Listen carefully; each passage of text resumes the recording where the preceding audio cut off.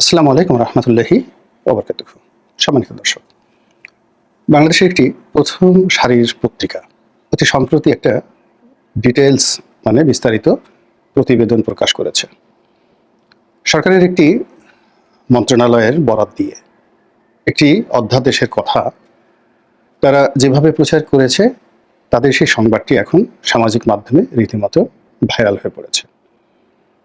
যদিও সরকারের একজন মন্ত্রী পর্যায়ের লোক, তিনি আবার এই যে অধ্যাদেশটি এটি সঠিক নয় এরকম কিছু কথাবার্তা বলেছেন, তাও আবার কিন্তু ইন্টারনেটে ভাসছে। কিন্তু যা হবার সর্বনাশ সেটা কিন্তু হয়ে গেছে।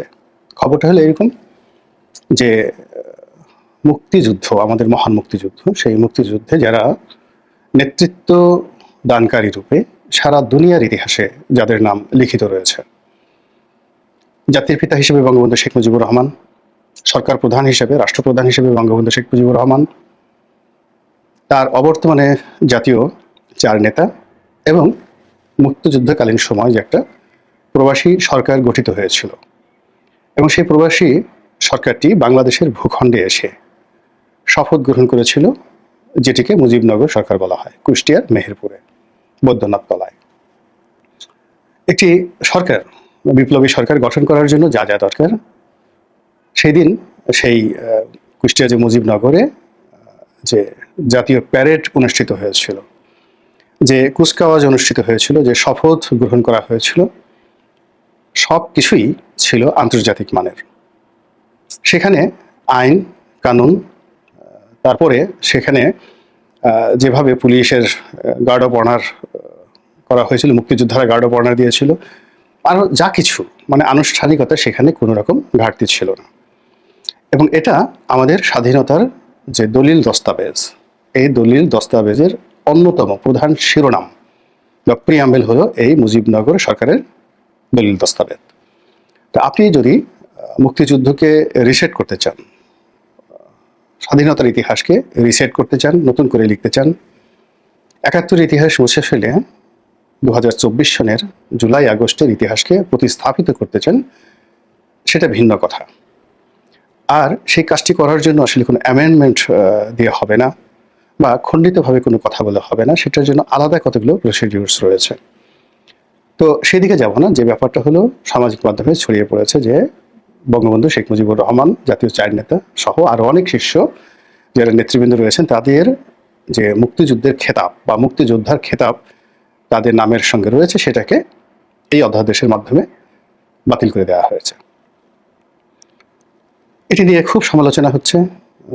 আবার এই কথাও নাকি বলা হয়েছে যে তারা যেহেতু বঙ্গবন্ধু দেশের বাইরে পালিয়েছিলেন, ধরা দিয়েছেন, চলে গেছেন, গ্রেপ্তার বরণ করেছেন, কাজেই তিনি কি করে মুক্তিযুদ্ধ করেন? তিনি তো মুক্তিযোদ্ধা নন। তিনি বড় জোর মুক্তিযুদ্ধের একজন প্রমোটার হতে পারেন। মুক্তিযুদ্ধকে তিনি গ্রেপ্তারের আগের দিন পর্যন্ত উজ্জীবিত করেছেন। এই হলো অবস্থা। অন্যান্য যারা আছেন, যারা কলকাতাতে গিয়েছিলেন, তারা তো মুক্তিযুদ্ধ করেননি। তাজউদ্দিন সাহেব, তিনি তো আসলে ভারতের পক্ষে দালালি করেছেন। এই ধরনের যে শব্দমালা, বাক্য আমাদের দেশের স্বাধীনতা বিরোধী যে চক্র, তারা সেই প্রথম দিন থেকে বলে আসছে। তাদের সেই কথা আমরা শুনে আসছি, কিন্তু সেই সকল কথাবার্তা এই সময়টিতে রীতিমতো দলিল এবং দস্তাবেজে পরিণত হয়েছে। তো সেই বিষয়গুলো নিয়ে আমি আলোচনা করব না। এই কারণ হলো ইতিহাস এরকম একটা নির্মম, যে ইতিহাসের একটা জায়গাতে কোনো মানুষ একটা বিন্দু পর্যন্ত বসাতে পারেনি। ব্রিটিশরা চেষ্টা করেছেন, তারপরে ফ্রেঞ্চরা চেষ্টা করেছেন, জার্মানরা চেষ্টা করেছেন, চীনারা চেষ্টা করেছেন, পৃথিবীর অনেক বড় বড় জাতিগোষ্ঠী তারা অনেক ভৌগোলিক ইতিহাস, রাজনৈতিক ইতিহাস, এমনকি জাপান, তারাও চেষ্টা করেছেন। ৮০০ বছর ধরে Japan was ruled by the military government, যেটাকে বলা হয় সামুরাই রেজিম। একটা দেশ যদি ৮০০ বছর ধরে সামরিক শাসনের অধীন চলে এবং সেই দেশটির সামরিক শাসকরা ৮০০ বছর ধরে জাপানের যে ইতিহাস তারা ভুলিয়ে দিতে চেয়েছিল, ৮০০ বছর চেষ্টার পরেও সেই ইতিহাসের একটা বিন্দু তারা বাদ দিতে পারেনি। আমি জাপানের উপরে গবেষণা করেছি, সরকারি মানে জাপান সরকারের সাহায্য নিয়ে, বৃত্তি নিয়ে। তো কাজে এই বিষয়গুলো নিয়ে আমার যে অনুভূতি, সেই অনুভূতি নিয়ে আমি একটা বই লিখেছি। সেই বইতে ইন ডিটেলস আমি বলেছি। এখানে বলতে গেলে হয়তো অনেকের ধৈর্যচ্যুতি ঘটবে। আমি শুধু সংক্ষেপে বলছি যে বাংলাদেশের ইতিহাস নিয়ে কিছু বলার দরকার নেই। কিছু করার দরকার নেই। ইতিহাস তার আপন বাঁকে যার যার জায়গা যতটুকু রয়েছে তাকে সেই জায়গাতে স্থাপিত করবেন অথবা প্রতিস্থাপিত করবেন ইতিহাস। আমি সম্মান রেখে করবে না বলে ইতিহাসে করবেন বললাম। তো কাজে এখানে জাতীয় চার নেতা বঙ্গবন্ধু তাদের ঐতিহাসিক মর্যাদা কি, মুক্তিযুদ্ধে কি করেছেন, তারা কত বড়, এটা কিচ্ছু বলার দরকার নেই। দেশের 18 কোটি মানুষের হৃদয়ে, মন এবং মস্তিষ্কে সেটি ভাসছে। কিন্তু কিছু মানুষ আমাদের সমাজে যারা রয়েছেন, যারা মানে শুধুমাত্র পাপী বললে তাদেরকে খুব ছোট করা হবে।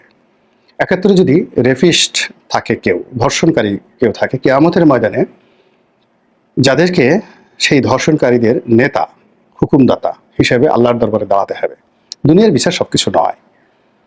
যারা 71 বাড়িঘর লুট করেছেন, নরনারীদেরকে তুলে দিয়েছেন পাখানাদারদের হাতে, মায়ের সামনে যুবক পুত্রকে নির্মমভাবে নিষ্ঠুরভাবে খুন করেছে পাকিস্তান আর্মি এবং তাদের দোসখোর রাজাকার আলবদর আর শামস। আমরা আমাদের সীমাবদ্ধতার কারণে আমরা তাদের একটা পশমও এখন পর্যন্ত স্পর্শ করতে পারিনি। তারা তাদের মতোই আছে, হয়তো চুপ আছে, হয়তো চেহারা পাল্টেছে, হয়তো বোল পাল্টেছে, হয়তো সুযোগ এবং সুবিধা মতো মাঝে মধ্যে ফোঁসফাস করেছে। কিন্তু তাদেরকে আমরা কালচারালি অর্থাৎ সাংস্কৃতিকভাবে আমরা তাদেরকে দমন করতে পারিনি। তো এই সমস্ত মানুষ যারা আছে সমাজে, সার্বিকভাবে আপনি যদি তাদেরকে উদ্দেশ্য করে বলেন রাজাকার, তাদেরকে উদ্দেশ্য করে যদি বলেন আলবদর, তাদেরকে উদ্দেশ্য করে যদি বলেন আর শামস, কিংবা তাদেরকে যে কোনো নিকৃষ্ট প্রাণীর পুত্র কন্যা বা ঔরসজাত সন্তান সন্ততি বলে গালি না দিয়ে কেবলমাত্র বলে যে তুই রাজাকারের বাচ্চা, তুই রাজাকারের নাতি এবং পুতি, এই কথাটা বলার সঙ্গে সঙ্গে আপনি এটা একটা অ্যাসিড টেস্ট, লিটমাস টেস্ট, স্বর্ণের ভিতর খাদ আছে কিনা সেটা প্রমাণ করার জন্য যেভাবে অ্যাসিডের মধ্যে স্বর্ণকে পোড়ানো হয়, আগুনে ঝলসানো হয়, তদ্রূপ আপনি একটি গ্রুপ অফ পিপল, আপনি 1000 লোককে একটা রুমের মধ্যে রাখবেন বসিয়ে, তারপর কিছুক্ষণ রবীন্দ্রসঙ্গীত বাজবে, কিছুক্ষণ ওয়াজ বাজবে, কিছুক্ষণ জিকির হবে, আশকার হবে, তারপর আপনি সবার ভিডিও করবেন। ভিডিওর করে খালি 3টি শব্দ, তুই রাজাকার, তুই রাজাকারের বাচ্চা, তুই রাজাকারের নাতিপুতি, এই 3টি শব্দ 3বার করে উচ্চারণ করে আপনি ভিডিও ধারণ করবেন। এরপর আপনি ওখানে যারা উপস্থিত তাদের চোখ দেখবেন, মুখ দেখবেন, অভিব্যক্তি দেখবেন, সঙ্গে সঙ্গে আপনি বুঝতে পারবেন যে কাদের মধ্যে পাক হানাদারদের যে বীজ বা বীর্য রয়েছে, কাদের শরীরে পাকিস্তানের রক্ত আছে, কাদের মন এবং মননে পাকিস্তানের পতাকা আছে, কাদের হৃদয়ে পাকিস্তান প্রীতি রয়েছে, আপনি মুহূর্তের মধ্যে বুঝতে পারবেন। ওই শব্দ 3টি উচ্চারণের সঙ্গে সঙ্গেই কিছু মানুষ বলে উঠবে সুবহানাল্লাহ, কিছু মানুষ বলে উঠবে জয় বাংলা, কিছু মানুষ বলে উঠবে বাংলাদেশ জিন্দাবাদ, কিছু মানুষ খুশি হবে, আর কিছু মানুষের মননে মস্তিষ্কে চেহারাতে রীতিমতো বজ্রপাত হবে। এটা হলো ইতিহাসের নির্মম প্রতিশোধ। ইতিহাস এই গালিগুলো এই বাংলার জমিনে আবু জেহেলের মতো, আবুল আহাবের মতো, ফেরাউনের মতো, হামানের মতো কুৎসিত, বিশ্রী এবং অশ্রাব্য করে দিয়েছে। যারা মুক্তিযোদ্ধা, মুক্তিযোদ্ধাদের নাতিপুতি, বংশধর, তারা জেনে হোক না জেনে হোক এই অস্ত্রটি প্রয়োগ করেছে। তারা বুঝে হোক না বুঝে হোক সমাজে বিভেদ তৈরি করার জন্য, রাজাকারদেরকে অ্যাসার্টিং করার জন্য তারা সবসময় এই শব্দমালাগুলো উচ্চারণ করেছে। ফলে কি হলো, আমাদের সমাজের কিছু মানুষের মনে পার্মানেন্টলি কিছু ড্যামেজ তৈরি হয়ে গেছে, ভীষণ রকম ড্যামেজ তৈরি হয়ে গেছে। তারা প্রতিশোধ পরায়ণ হয়ে গেছে। এখন এই প্রতিশোধ পরায়ণ হওয়ার কারণে তাদের উপর যে গালি, তাদেরকে যে গালিগুলো দেওয়া হয়েছে বা দেওয়া হচ্ছে এবং আগামীতে দেওয়া হবে, সেই গালিটি তারা লেজ কাটা সেই শেয়ালের গল্পের মতন করে অন্য অনেক মানুষের নামের সঙ্গে তারা সংযুক্ত করে দিতে যাচ্ছে। এবং বিশেষ করে যারা মুক্তিযুদ্ধে নেতৃত্ব দিয়েছেন, মুক্তিযুদ্ধটাকে ম্যাটারালাইজ করেছেন, মুক্তিযুদ্ধের যে ভাবমূর্তি, মুক্তিযুদ্ধের যে মানচিত্র, মুক্তিযুদ্ধের যে পটভূমি যারা রচনা করেছেন, তাদের টুপির উপর রাজাকার লাগবে, জামার উপর আলবদর লাগবে, প্যান্টের সঙ্গে আর শামস লাগবে, জুতার উপরে পাক হানাদার বাহিনীর মনোগ্রাম লাগবে। এইভাবে তাদেরকে কালার্ট করার জন্য সেই স্বাধীনতার পর থেকে আজ অবধি নানা রকম ন্যারেটিভ তৈরি করা হয়েছে এবং সেই ন্যারেটিভের একটি অংশ এই সময়টাতে এসে বিস্ফোরিত হয়েছে। কারা করেছেন, কিভাবে করেছেন, আদৌ করেছেন কিনা সেটা পরের ব্যাপার, কিন্তু যে আলোচনাগুলো হচ্ছে সেটা হলো বঙ্গবন্ধু এবং অন্যান্য যারা মহান মুক্তিযুদ্ধকে 47 সন থেকে টেনে টেনে টেনে টেনে একটি পাকিস্তানি জাতিসত্তা, একটি ধর্মীয় বোধ, একটি মানচিত্র, একটি পতাকা, তার বিরুদ্ধে গিয়ে 60-এর দশকের মধ্যে একটা মানচিত্র তৈরি করে ফেলেছেন, একটি পতাকা তৈরি করে ফেলেছেন, দেশের একটা নাম তৈরি করে ফেলেছেন, দেশের জন্য একটা জাতীয় সঙ্গীত তৈরি করে ফেলেছেন। দেশ যুদ্ধ করবে, সেই যুদ্ধের জন্য দেশি এবং বিদেশি বন্ধু তৈরি করে ফেলেছেন, যোদ্ধা তৈরি করে ফেলেছেন।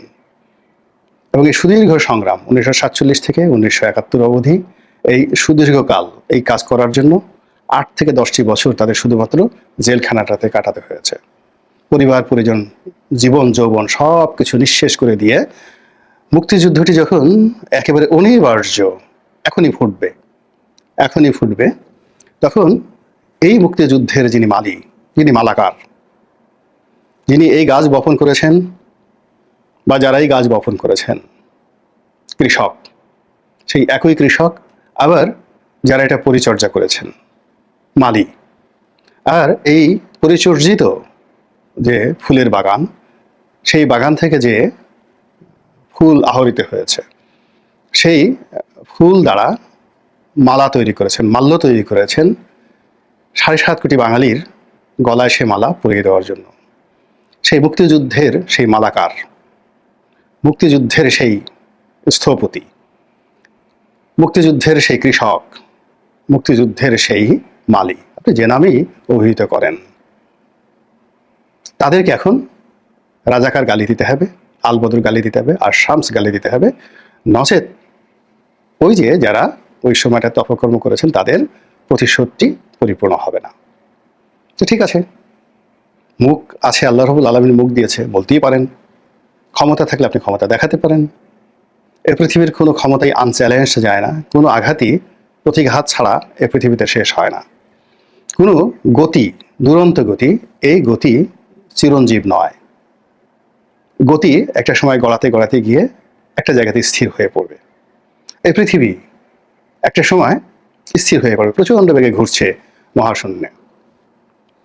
তার বিশাল ক্ষমতা, মাধ্যাকর্ষণ শক্তিতে পৃথিবীর সমস্ত পাহাড় পর্বত সে আকৃষ্ট করে রেখেছে। মহাশূন্যের, মহাকাশের যে মহাকর্ষণ শক্তি, সেটা নক্ষত্রপুঞ্জ, গ্যালাক্সি, সূর্য, তাদের সঙ্গে পৃথিবীর যে সম্পর্ক, সেই মহা সম্পর্কের কারণে পৃথিবী মহাশূন্যে হেলে দুলে বেড়াচ্ছে। আর সেই পৃথিবীর হেলে দুলে বেড়ানো যে অবস্থা, সেই অবস্থাকে উপভোগ করার জন্য আমরা এই পৃথিবীতে হর্মমার রাজি গড়ে তুলছি। আমরা এই পৃথিবীতে যে বড় বড় পাহাড় দেখছি, সমুদ্র দেখছি, তাদের রং ঢঙে আমরা উতাল হয়ে যাই। সমুদ্রের ঢেউ দেখলে আমাদের গান রচনা করতে ইচ্ছা করে, ঝাঁপিয়ে পড়তে ইচ্ছা করে। আকাশের রং দেখলে আমরা পাগল হয়ে যাই। কিন্তু এগুলোর একটা শেষ আছে, এবং সেটি আল্লাহ রাব্বুল আলামিন পবিত্র কালামে বর্ণনা করেছেন। কিয়ামতের পরে আল্লাহ বলবেন, ইয়াউমা হুম বারিজুন আলা ইয়াকফা আলাল্লাহি মিনহুম শাইউন লিমানিল মুলকুল ইয়াউম লিল্লাহিল ওয়াহিদিল কাহ্হার। তো এই যে পৃথিবীকে উদ্দেশ্য করে আল্লাহর সেই দিনের বক্তব্য হবে যে, হে পৃথিবী, তোর ওই জমিনে যে সকল উদ্যত বাদশা, রাজা, তারা যে ঘুরে বেড়াতো, তারা আজ কোথায়? আইনা মুলুকি, তারা কোথায়? আল্লাহ পৃথিবীকে জিজ্ঞেস করবে, তুই যে পৃথিবীর উপর, তোর বুকের উপরে বড় বড় পাহাড় পর্বত চাপিয়ে খুব গর্ব অনুভব করতি, সেই পাহাড় কোথায়? কোথায় সেই হর্মরাজি? কোথায় সেই বৃক্ষলতা গুল্ম? পৃথিবী তখন চুপ হয়ে থাকবে। তো এই হলো পৃথিবীর ইতিহাস। তো সেই ইতিহাসের মধ্যে আমরা যারা কোনো কিছু না বুঝে নতুন ইতিহাস ঢুকানোর চেষ্টা করি, তাদের এই পৃথিবীতে কি পরিণতি, এবং পৃথিবীর পরবর্তী আল্লাহ রাব্বুল আলামিন যে একটা পারলৌকিক জীবন আমাদের জন্য রেখেছেন, সে জীবনে তাদের যে কি পরিণতি, সেটি হয়তো আমরা এই দুনিয়াতেই দেখে যেতে পারব। আল্লাহ আমাদের সবাইকে হেদায়েত দান করুন এবং হেফাজত করুন। আসসালামু আলাইকুম ওয়া রাহমাতুল্লাহি ওয়া বারাকাতুহু।